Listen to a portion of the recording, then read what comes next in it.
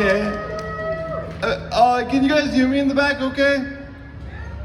Okay, I know I have a unique accent, so I wouldn't blame you if you could. So, how many of you have seen me perform before? Okay, cool. So, like Scott said, my name is Kyle Erickson. I'm a comedian, I live just down the road. Is that something I'm doing? Okay, just checking, wouldn't surprise me. But, so I've been performing for about 4 years now around the region. I've been to Bismarck, I've been to Beulah, I've even been to Williston a few years ago. And I was really excited for the Williston show because as far as I knew, Williston means strip clubs. For all the kids in the audience, if you guys don't know what strip clubs are, ask your parents when you get home.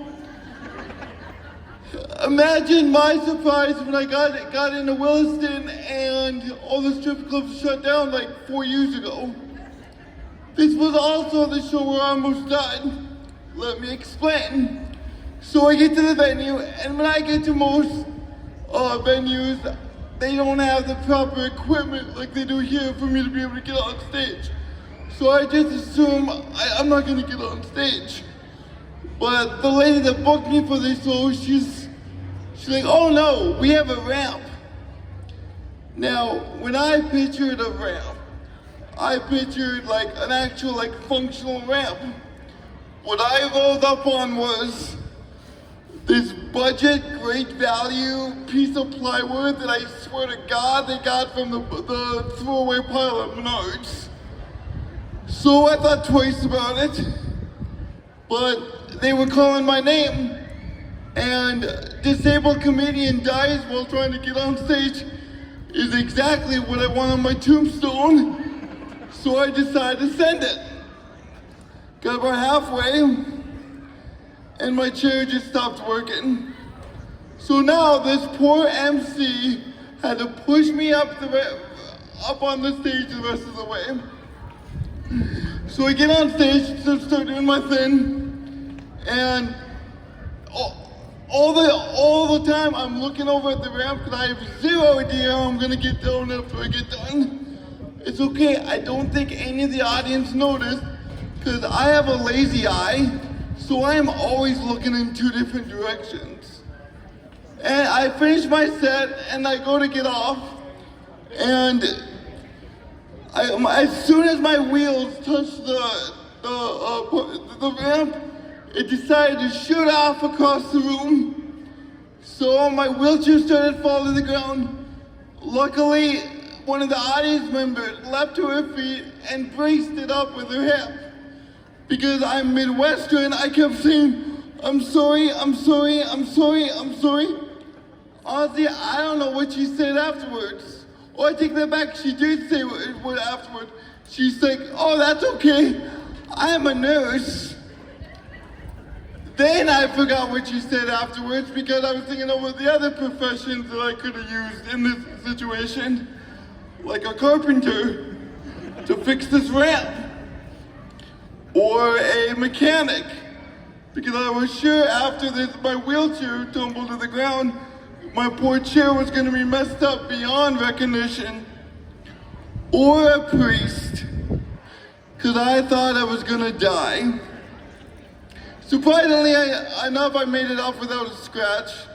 And that still goes, thank you. I always cheer when I don't get hurt. It doesn't usually happen. But that's a performance that will always stick in my mind. So like I said, my name is Kyle. I'm a local boy. I was born in the country. I grew up on a ranch just south of Elba. And there's a reason why you don't see very many wheelchairs on your average episode of Yellowstone. Ranches aren't exactly wheelchair friendly. Now, to illustrate this point, I'm gonna use my short-term time as equestrian. I call this next bit, save a horse, I'm not a cowboy. So like I said, we grew up around Velva, and every year, my brothers took a couple of ponies and rode them in the 4th of July parade. I was a pretty naive kid. So one year I asked if I could do it too. At first my parents kind of scoffed at it because the idea of putting your very disabled son on a horse in front of literally hundreds of townspeople probably wasn't a good idea. But I was a persistent little stinker, so they finally let me do it. Two conditions. They picked a mare that was old and broke. She was like 30. And they picked me out a saddle that had a really high back. So all I would have to do is basically sit there. And if there is one thing in this entire world that I am really, really good at, is just sitting here. Watch this. Pro. So on the day of my debut as a room-tuned cowboy, my dad told me to grab onto the horn of the saddle with both hands and never let go. And surprisingly, everything was going well, till I saw my grandma in the crowd. And I waved with my right hand, leaving all the work on staying on Old Red on this. And I'm not sure if you guys can tell, but this dumpster fire of an arm isn't good for much. So I fell. Good news is, Old Red was a mini horse, so I only actually fell about 3 feet. But that bad news is that as soon as I fell, the entire parade route swarmed in to help me. Why is this bad? Because they were trying to help me back to my feet. It took some explaining for me and my dad to convince them that I've never been back to my feet. And all my injuries existed long before that fateful day in July. Now, surely after that, my days as a cowboy would be over. No, not next year I want to go again. But this time, my parents said that I had a great idea. They took a bungee cord, hooked it onto one end of the saddle, laced it through my belt loops, and hooked it onto the other saddle so I wouldn't fall off, so we wouldn't scare the spectators like last time. And this worked really well. Till about halfway through the parade, and I started drifting slowly to the side. So at one point, my dad was leading me around, and I was just dangling there like some kind of disabled piñata.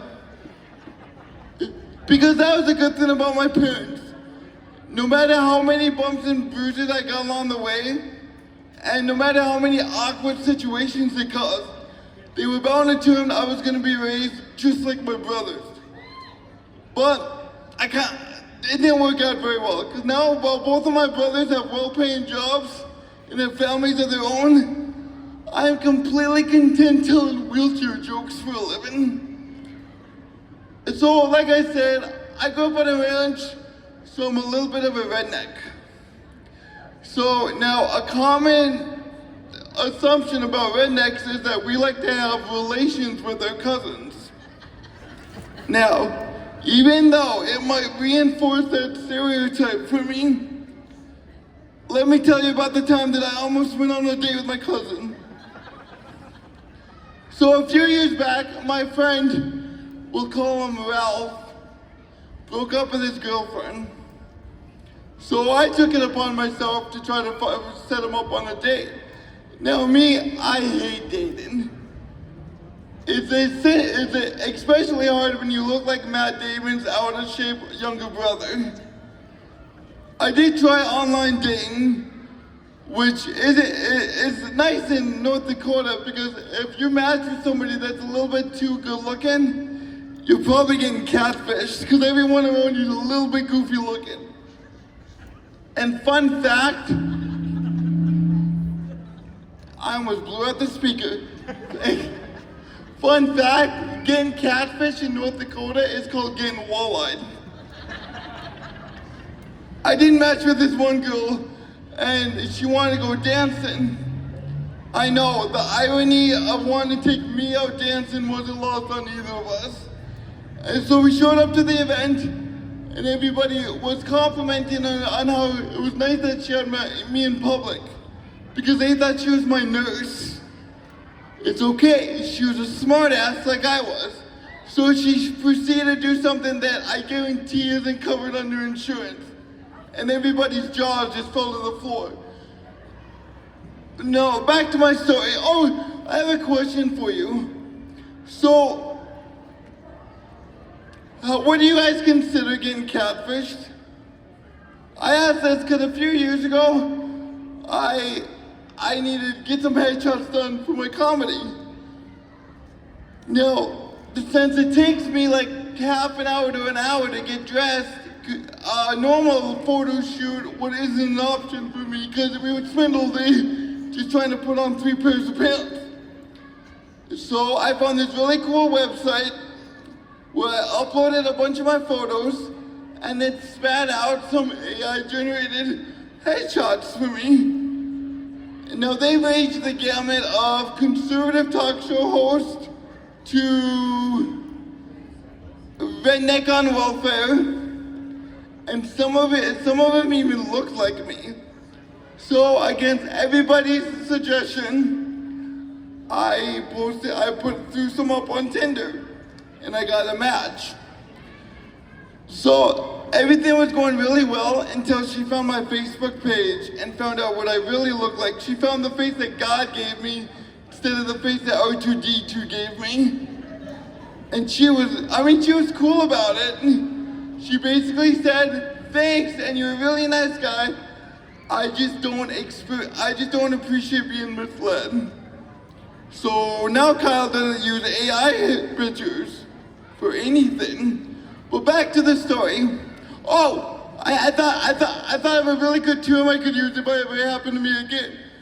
So instead of catfishing, for me, we could call it handicarping. Well, back to my story. So my friend, let's call him Ralph, needed to find a new lady friend because I was tired of him being at my house all the time. So I said, and I just wanted to go back and sit in my underwear watching pro wrestling, like a man. So I asked a friend from a few towns over if she would set him up, or if she would have dinner with him. She agreed, but on 2 conditions. I had to come along, and she would bring a friend, and we could make it a double date. Guys, double dates are the worst. One couple always ends up way more into each other than the other. And I was in my manual chair, so somebody was gonna have to push me around the whole night. Either Ralph was gonna have to do it, which doesn't really help my problem because I'm trying to get him out of my house and married off, or the other lady's gonna have to do it, which doesn't really help the whole everybody thinks she's my nurse problem I mentioned earlier. But whatever, I agreed. And I got in the vehicle with Ralph, and we pull up to Homesteaders. The ladies were already there, so we took our seats. Well, Ralph took his seat, I guess I took my parking spot.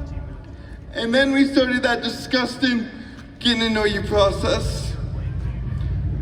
All of a sudden, the lady that was quote unquote assigning me just blurted out, "You know, Kyle, we're actually related." What?